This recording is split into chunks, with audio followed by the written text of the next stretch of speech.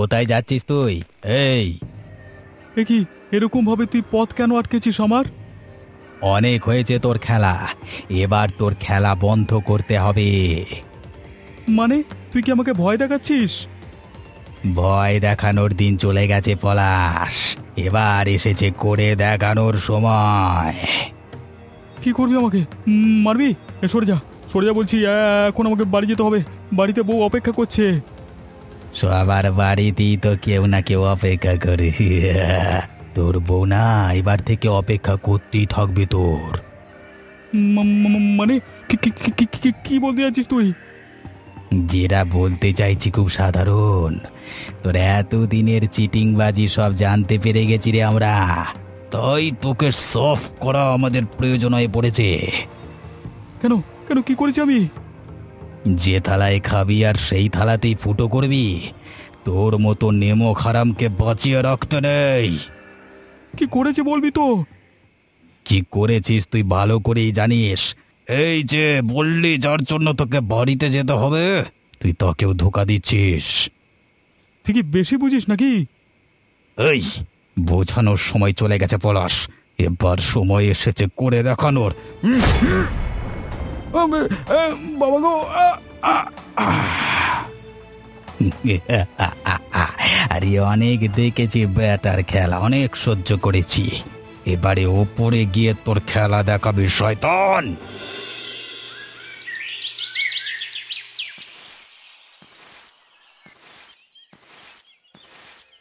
কি করছিস মা লতা? আরে বুড়িমা, এত সকালে এসেছো তুমি? একটা খবর দিতে এলাম, তুই ভেঙে পড়বি না বল। তোমাকে এরকম দেখাচ্ছ কেন বুড়িমা? কি হয়েছে বলো তো, কিছু হয়েছে নাকি? না দাঁড়া, আমি কি বলছি তুই শোন। যাই হোক সামলে নিবি। দেখ, জীবনে কত কিছুই ঘটে, কিন্তু আমাদের হেরে গেলে চলে বল? আরে তুমি বলোই না কি হয়েছে, আমি কথা দিচ্ছি আমি ভেঙে পড়বো না। তোর বর কাল রাতে ফেরেনি কেন জানিস? কাজে গিয়েছিল, হয়তো আটকে গেছে, আজকে দুপুরের দিকে ফিরবে। আর কোনো দিন সে ফিরবে না। গতকাল রাতে রতনের রাতে খুন হয়েছে সে, তার শরীর পাওয়া গেছে বাঁধের ওপরে। এ তুমি কি খবর শোনালে বুড়িমা? আমি তো এ খবর শুনতে চাইনি। তুমি কি মিথ্যে কথা বলছো? তুমি কি আমার সাথে মজা করছো? আমি তোর সাথে একটুও মজা করছি না, যা বলছি সব সত্যি। এবারে আমার কি হবে গো? এসব কি হয়ে গেল আমার সাথে? কেন হলো বলো? আয় আয়, শান্ত হও মা, এখনো অনেক লড়াই বাকি। এখনই ভেঙে পড়লে চলবে না, আগে আসল কারণ খুঁজতে হবে। তোমার বর যে খুব একটা ভালো মানুষ ছিল না, সেটা তো তুমি জানোই। কোথা থেকে কি হলো সেটা তোমাকে জানতে হবে। নিজেকে শক্ত করো। একটা কাজ তো উদ্ধার হলো, এবার বাকি কাজগুলো ধীরে ধীরে উদ্ধার করতে হবে রতন। আর কি কি কাজ আছে বাবু? দেখ, পলাশকে আমরা ভরসা করে যে জমিগুলোর দায়িত্ব দিয়েছিলাম সেগুলো একে একে সে নিজের নামে করে নিয়েছে। যদিও ওর চিটিংবাজির ফল পেয়ে গেছে, এবারে আমাদের হারানো সম্পত্তি সব আবার ট্যাঁকে ফিরিয়ে আনতে হবে, তাই না? কিন্তু কিভাবে বাবু? আমি খোঁজ নিয়ে দেখেছি, বেশিরভাগ জমি এখন ওর বউয়ের নামে আছে। বেটা বউকে খুব ভালোবাসতো, হ্যাঁ, আর তাই এই মানে বউয়ের নামে করে রেখেছে সব জমি। এখন আর ওই একা মেয়ে ছেলেটা সবকিছু ভোগ করবে, এটা কখনো হতে দেওয়া যায় না। তাহলে কি করা যায় বাবু? আমাকে না জিজ্ঞেস করে নিজেই বল। শোন, যে করি হোক ছলে বলে কৌশলে জমিগুলো আমার চাই, না হলে শোন একটা কথা। কি বাবু? শত্রুর ঘরের লোক বাঁচিয়ে রাখতে নেই। চল একদিন রাতের বেলায় দুজনে মিলে গিয়ে ওর বউয়ের ঘরে আগুন লাগিয়ে দি, ঘুমের মধ্যে আগুনে পুড়ে মরবে, তারপর আর জমিগুলো হাত করতে আমাদের বেশি সময় লাগবে না।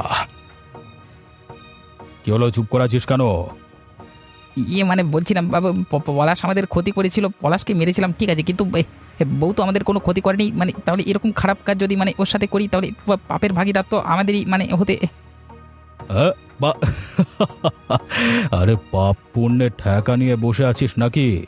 এত বড় বড় লেকচার কবে থেকে দিতে শুরু করলি তো? ওই ওই যেটা বলছি সেটা কর। হ্যাঁ, আপনি যা বলবেন তাই হবে বাবু। ঠিক আছে, তবে কালকেই চল। লোহা গরম আছে, যা করবার এখনই করতে হবে। ঠিক আছে বাবু, ঠিক আছে। আপনার প্রথম কথাটা মেনে নিলেও এই কথাটা মানতে পারছি না। ভাববেন না আমি আপনার সাথে একমত।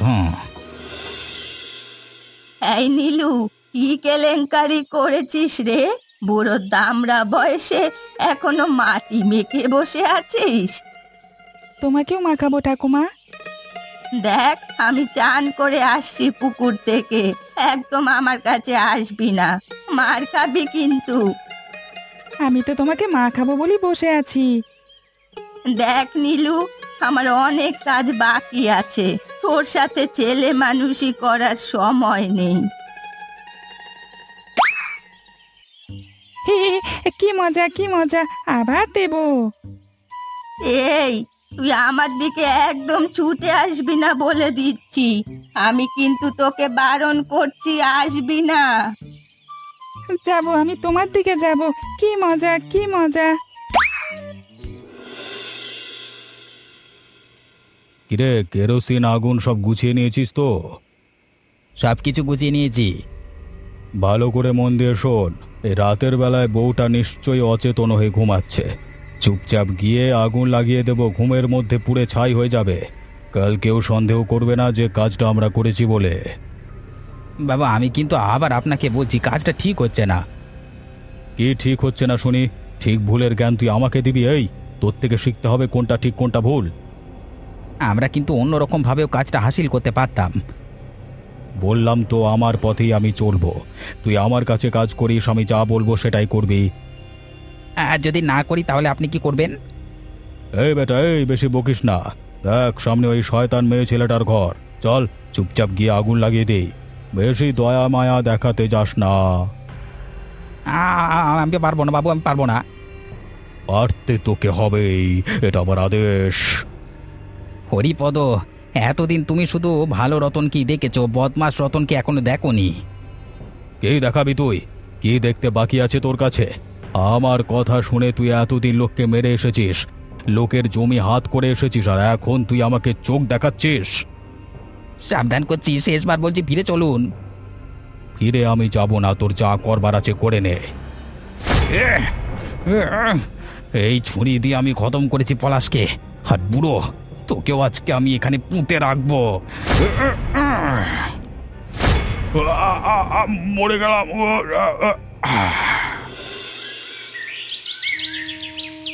হায় হায় হায়, আমাদের কি সর্বনাশ হয়ে গেল! শ্বশুর মশাইকে এরকম ভাবে কে খুন করলো? আমার বাবা কোনোদিন কারো ক্ষতি চায়নি, আমার বাবাকে কে এরকম ভাবে মেরে গেল? তোমরা কখন এলে নীলিমাদি? তোমার বাড়ির পাশে এত বড় একটা কাণ্ড ঘটে গেল, তুমি কিছু জানতে পারলে না? আমি কি জানবো বলো তো? এমনিতেই আমার সাথে এত বড় একটা ঘটনা ঘটে গেছে, তার শোক কাটিয়ে উঠতে পারিনি। তার মধ্যে রাতের বেলা একটু ঘুম লেগে গিয়েছিল চোখে, সকালে উঠে দেখছি এইসব ঘটেছে। আমরা যে একেবারে অনাথ হয়ে গেলাম। অন্য গ্রামে থাকলেও যে কোনো বিপদে আপদে নিজের বাবার মতো পাশে পেয়েছি শ্বশুর মশাইকে, এখন মনে হয় একেবারে একা হয়ে পড়লাম। কে করেছে আমাদের খুঁজে বার করতেই হবে, না হলে বাবার আত্মা কোনোদিনও শান্তি পাবে না। নিশ্চয়ই ঘরশত্রু বিভীষণ। ঘরের কেউ ছাড়া এরকম ক্ষতি কে করবে? কিন্তু নীলিমা, তোমার বাবা এরকম রাতের বেলায় বনে জঙ্গলে ঘুরে বেড়াচ্ছিল কেন? বা আমার ঘরের পাশে মাঠেই বা কি করছিল? আমি জানি না, আমি কিচ্ছু জানি না। শুধু এটুকু জানি যে যা হয়েছে খুব খারাপ হয়েছে। একেবারে একা হয়ে গেলাম এবার থেকে আমি। কি হয়েছে? তুমি আমাকে এরকম গোপনে ডেকেছো কেন? আমার বরকে খুন করেও লজ্জা করে না? আজকে আমি তোমাকে ডেকেছি সব কথা খুলে বলবো বলে। কি খুলে বলবে তুমি? কি বলার আছে তোমার? সবকিছু জেনেও চুপচাপ আছে বলে এটা ভেবে নিও না যে আমি সব মেনে নিয়েছি। তুমি আমার কথা শোনো, আমি আজকে সব সত্যি তোমাকে খুলে বলতে চাই। কি বলতে চাও? আমি তোমাকে হাত জোর করে বলছি, আমি যা বলবো সত্য বলবো, একটা মিথ্যে কথা আমি বলবো না, তোমাকে বিশ্বাস করো। যদি মিথ্যে বলবার হতো তাহলে আমি হরিপদ বাবুর কাছে কাজ করে ওকে খুন করতাম না। হরিপদ বাবুকে তুমি মেরেছো? হ্যাঁ মেরেছি। আমি যদি ওকে না মারতাম তাহলে রাতের বেলা এসে তোমার বাড়িতে আগুন লাগিয়ে দিত, আর তুমি ঘুমের মধ্যেই পুড়ে মরতে। কি বলছো কি তুমি? হরিপদবাবু কেন আমার এত বড় ক্ষতি করতে চাইতেন? তার কারণ হচ্ছে তোমার বর অনেক দিন ধরে হরিপদ বাবুর অনেকগুলো জমি ঠকিয়ে বেদখল করেছে, আর সেসব জমি এখন তোমার নামে। আমার নামে? অথচ আমি নিজেই জানি না। তোমার বর বেঁচে থাকা অবস্থায় তোমাকে কিছুই বলেনি। আর কি বলতে চাও শুনি? বেঁচে থাকা অবস্থায় আমি নিজের চোখে দেখেছি তোমার বর কি শয়তানের মতো তোমার উপর অত্যাচার করত, তোমাকে কতটা মারধর করত। বাইরে গিয়ে এমন কোনো কুকাজ নেই যেটা করেনি, অথচ সব জেনেও আমি মুখ বুজে থেকেছি, আর তুমিও মুখ বুজে থেকেছো। আর যখনই বলতে গেছো তখনই মার খেয়েছো তুমি। ওসব আমার ব্যক্তিগত ব্যাপার। ব্যক্তিগত ব্যাপার বলে আর কতদিন নিজেকে লুকিয়ে রাখবে? একদিন ওই ওষুধটাকে শেষ করতেই হতো, তাই আমি শেষ করে দিয়েছি ওকে। কিন্তু শেষ করবার পর দেখলাম আর একটা অসুরের জন্ম নিয়েছে, যে কিনা তোমাকে মারতে চাইছে। তোমার মতো একজন নিরীহ নিরপরাধীকে মারতে চেয়েছে, তাই আমি তাকেও শেষ করে দিয়েছি। আর এত কিছু কেন করেছো তুমি? করেছি কারণ আমি তোমাকে ভালোবাসি। লজ্জা করে না তোমার? কেন আমার দোষ কোথায় বলো? আমি তোমাকে সুখে শান্তিতে রাখতে চেয়েছি, সেটাই কি আমার অপরাধ? হ্যাঁ, এখন তোমার সব কিছু আছে, হরিপদবাবু নেই, সুতরাং বাধা দেবার লোক নেই। এখন তো আমরা এক হতেই পারি। বুড়িমা এই ঘটনার আসল অপরাধীকে খুঁজছে। যদি জানতে পারে তোমার কথা সত্যি, তাহলে আমি তোমার কথা মেনে নেব। তুমি আমার সাথে ঘর করবে তো? হয়তো করব কোনোদিন, দেখা যাক। এখন এত কিছু ভেবো না, কেউ দেখে ফেলবে। আমি চললাম। আমি কিন্তু শুধু তোমার ভালোই চেয়েছি, কোনোদিন খারাপ চাইনি।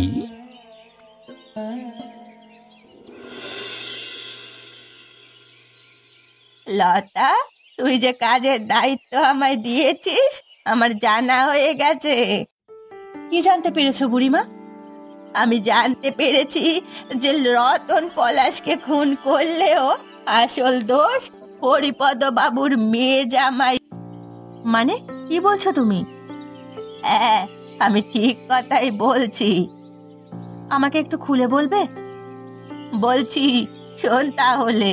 বুড়ো মারা যেতে ওরা গ্রামে এসেছে, আর আমি সেই সুযোগে কাল রাতে লুকিয়ে লুকিয়ে আড়ি পেতে ওদের সব কথা শুনেছি। কি শুনলে? কি জানতে পেরেছো তুমি? গোপনে গোপনে ওই গোপালের সাথে বন্ধুত্ব গড়ে উঠেছিল পলাশের, আর গোপালের বুদ্ধিতেই পলাশ যত খারাপ কাজ করা শুরু করে। অর্থাৎ রতন আমাকে যে কথাগুলো বলেছে সব সত্যি, কিন্তু ও তো গোপালদার সম্বন্ধে কিছু বলেনি। গোপালের সম্বন্ধে কেউ কিছু জানে না, শুধু আমি জানি। একটু একটু করে বুদ্ধি দিয়ে মাথা খারাপ করেছিল। তারপরেই ওই লতা ওর বাবাকে বুদ্ধি দেয় পলাশকে সরিয়ে দিতে। হায় গো, মানুষ এত খারাপ হতে পারে কি করে গো? আমি তো ভাবতেও পারি না। আমিও ভাবতে পারি না, তবে আমার তোকে কথাগুলো জানানোর ছিল, তাই জানালাম। এখন যা সিদ্ধান্ত নিবি তুই নিবি। আমি চললাম রে, তবে ওদের থেকে সাবধানে থাকিস, ওরা ভালো মানুষ না।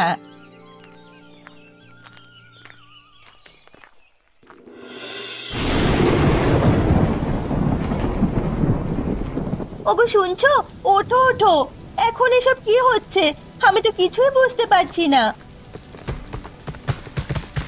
বাইরে তো বিরাট ঝড় হচ্ছে, ওই দেখো লতা, গাছ ভেঙে পড়ছে। হ্যাঁ তাই তো, ঠিক মাথার উপরে এসে আটকে রয়েছে। পালাও। আর একটুর জন্য বেঁচে গেছি গো, ঘরটা ভেঙেই গিয়েছিল। আর একটু হলে ঘুমের মধ্যেই চলে যেতাম ওপরে। চলো চলো, বেরিয়ে চলো, পালাই এখান থেকে। আমায় খুব ভয় করছে। কোথায় পালাবে বলো তো? বাইরে তো জোর ঝড় বৃষ্টি হচ্ছে। কিন্তু ঘরের যে অবস্থা, এখানে থাকলে তো সবকিছু চাপা পড়ে মরতে হবে। বাইরে গিয়েও কি বেঁচে থাকবো? কেন আমাদের সাথে এরকম হলো বলো তো? এত শক্ত ঘর কি কখনো ভাঙতে পারে? আমরা তো লোকের ঘর ভেঙেছি, এখন আমাদেরও ঘর ভাঙছে। চলো চলো পালিয়ে যাই, এখানে পড়ে পড়ে মরতে পারবো না। ওগো বাঁচাও, আমার খুব কষ্ট হচ্ছে। দেখো আমাদের ঘরটা কিভাবে ভেঙে যাচ্ছে, দেখো একবার চেয়ে দেখো, আমাদের সবকিছু শেষ হয়ে গেল কিভাবে। হায় হায় হায় হায়। হায় হায়, আমাদের সব ধূলিসাৎ হয়ে গেল, আমাদের সব স্বপ্ন মাটিতে মিশে গেল। কিচ্ছু করার নেই, আমাদের হাতে কিচ্ছু নেই, এবারে যে কি হবে।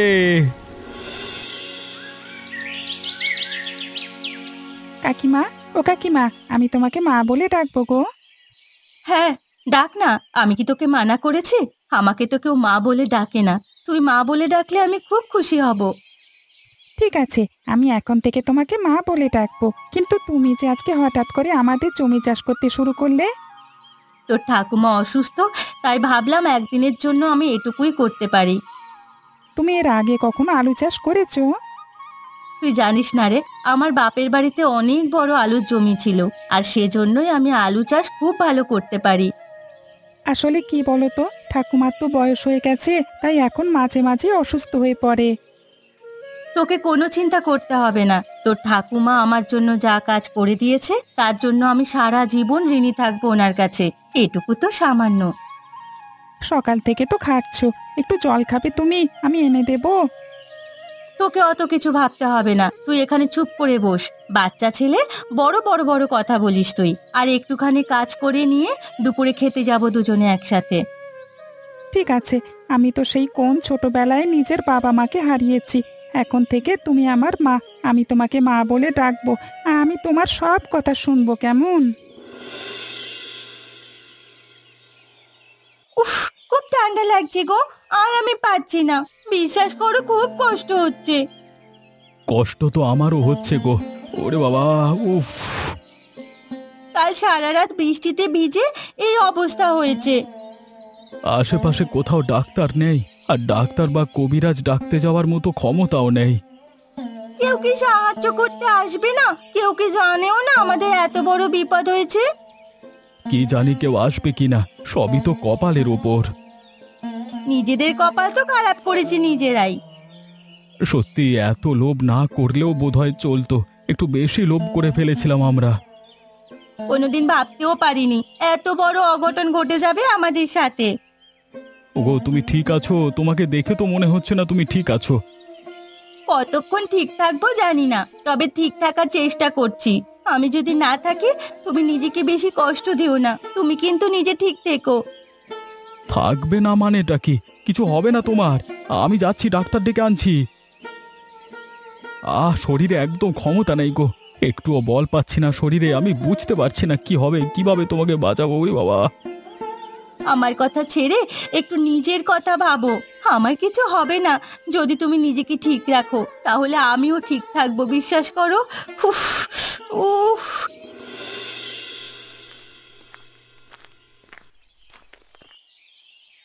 বুড়িমা, বুড়িমা, একটা খবর দেওয়ার ছিল তোমাকে। কি হয়েছে রে রতন? তুই এরকম উত্তেজিত হয়ে আছিস কেন? কালকে রাতে যে ঝড় বৃষ্টি হলো, তাতে ভয়ানক কাণ্ড ঘটে গেছে। কি কাণ্ড হয়েছে? তুই এরকম উতলা হয়ে রয়েছিস কেন? আমি এইমাত্র গিয়ে দেখে এলাম যে গোপাল আর তার ঘর গাছ পড়ে ভেঙে গেছে, আর সারা রাত ওরা বাইরে জলে ভিজে ভিজে ভয়ানক জ্বরে আক্রান্ত হয়ে পড়ে রয়েছে মাটিতে। তুই ঠিক কথা বলছিস? একদম ঠিক কথা, আমি নিজের চোখে দেখে এলাম। কথায় আছে না, পাপের ফল বাপ কেউ ছাড়ে না। মানে? কেন, নীলিমা তোকে কিছু বলেনি? পুরো কাণ্ডটার পিছনে ওদের দুজনেরই হাত ছিল। এখন বুঝুক মজা। কিন্তু ওরা এখন ভয়ানকভাবে অসুস্থ, আমাদের তো ওদের পাশে গিয়ে দাঁড়ানোটা উচিত। কেন দাঁড়াবো? আজ ওদের বাবার মরার পিছনেও ওদেরই হাত রয়েছে। গ্রামে যে এত কিছু কাণ্ড ঘটেছে, সেই সব কিছুর পেছনে ওরাই আছে। কিন্তু তুমি যদি একটু ভেবে দেখো, তাহলে বুঝতে পারবে যে ওরা যদি এগুলো না ঘটাতো, তাহলে গ্রাম থেকে কিছুতেই শয়তানি দূর হতো না। তাই আমাদের উচিত ওদেরকে এখনো বাঁচানো, অন্তত এই যাত্রায়। দেখ, ওষুধ আমার কাছে আছে, কিন্তু আমি তখনই বাঁচাবো কে অনুমতি দেয়, কারণ এই ঘটনায় সব থেকে বেশি ক্ষতি ওর হয়েছে। ঠিক আছে, তুমি দুপুরের মধ্যে প্রস্তুত হয়ে থেকো। সাপকে যদি বাঁচাতে চাস তখন বাঁচা, আমার কিন্তু সম্মতি নেই, জেনে রাখিস। ওদের দেখে মনে হলো ওরা নিজেদের ভুল বুঝতে পেরেছে। বুঝতে পেরেছে যে পাপের ফল ওদের ওপরওয়ালা দিচ্ছে। তাই আমরা একবার আমাদের চেষ্টাটা করিয়ে দেখি না। ঠিক আছে, আমি জ্বরের ওষুধ নিয়ে প্রস্তুত হয়ে থাকছি। এই নীলিমা, এই গোপাল, চোখ খোল, দেখ আমরা এসেছি তোদের বাঁচাতে। চোখ খোলো নীলিমা, কি হয়েছে তোমাদের? কি হয়েছে? ওরা তো নাড়াচাড়া করছে না। ওরা আর নড়াচড়া করবে না, ওরা আর বেঁচে নেই। মানেটা কি? মানেটা খুব সাধারণ, আমাদের পৌঁছতে দেরি হয়ে গেছে। রতন যখন সকালবেলা দেখে গিয়েছিলিস, তারপরেই হয়তো ওরা মারা গেছে। কেউ যে এভাবে নিজের অপকর্মের শাস্তি পেতে পারে, নিজের চোখে দেখবার আগে বিশ্বাসই করতে পারতাম না। এই জন্যই বলি, মানুষের ক্ষতি করতে নেই। যাই হোক, ছাড় এসব। গ্রামে এই কদিনের মধ্যে অনেক ঘটনা ঘটে গেল, তবে এর মধ্যে যেটা হয়েছে ভালো হলো, তা গ্রাম থেকে কিছু শয়তান বিদায় নিয়েছে। হ্যাঁ, এবারে যা হবে সব ভালো হবে। তোরা এবারে নতুন করে জীবন শুরু কর। চাই তাহলে শুরু হতে পারে। নতুন করে জীবন শুরু করলেই তো শুধু হয় না, একটা সংসার চালাতে গেলে সৎ পথে পয়সা উপার্জন করতে হয়। তোকে আর একদিনের চাষি থাকতে হবে না। দেখ, আমার তো অনেক জমি, কত জমি নিয়ে আমি কি করব বল? তোরা দুজনে মিলে জমিগুলো নিয়ে চাষ কর, আর তার থেকে অল্প কিছু আমাকে দিস, যাতে আমার জীবনটাও চলে যায়। তাহলে আর তোমাকে আলাদা করে কিছু ভাবতে হবে না, তুমি আর নীলু আমাদের সাথেই থাকবে। হ্যাঁ, সবাই যেখানে এক হয়ে গেলাম, তাহলে আমরা একসাথেই জীবন কাটাবো। হ্যাঁ, আর নীলু তো আমাকে মা বলেই ডেকেছে। ভালোই হলো, ঠাকুমার সাথে সাথে একটা বাবা মা পেলো। আমি আর কতদিন বল, ওই বাচ্চাটার জন্য আমার খুব কষ্ট হতো। এখন থেকে আমি নিশ্চিন্তে থাকতে পারবো। তোমাকে কিচ্ছু চিন্তা করতে হবে না, এখন থেকে সংসারের সব দায়িত্ব আমাদের। হ্যাঁ, আর আমরা হেসে খেলে সবাই একসাথে মিলেমিশে থাকবো।